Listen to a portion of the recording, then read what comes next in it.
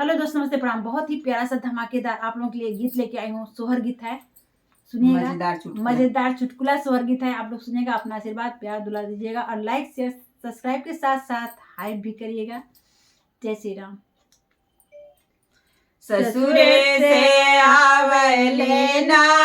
नदिया हसी बात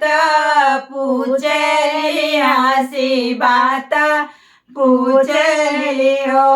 भाभी के करे सुरातिया लो भैलो रिलवा भैले सुंदर हो रिलवा भैले सुंदर हो मोरी भाभी के करे सुरातिया लो भैलो रिलवा भैला सुंदर हो रिलवा भैला सुंदर हो सुतला रहलिया टरिया तसैया के से जरिया तसैया के से जरिया न होए ननदो सपने में अइला नाना दोहिया होरिलवा बड़ा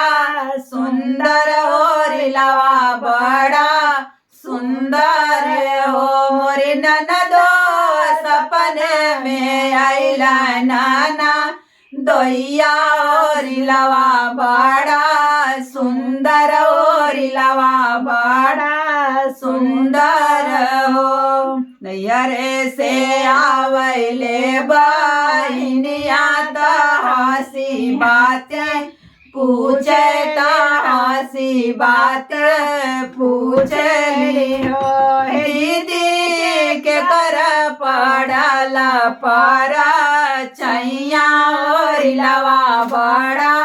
सुंदर ओरिलवा बड़ा सुंदर हो मोरी दीदी के कर जे पड़ल पर छैया ओरिलवा बड़ा सुंदर ललनवा बड़ा सुंदर हो सुतला रहलिया टरिया तसैया के से जरिया तसैया के से जरिया न होए बहिनी सपने में अइला बहा नैया ओरिलवा बड़ा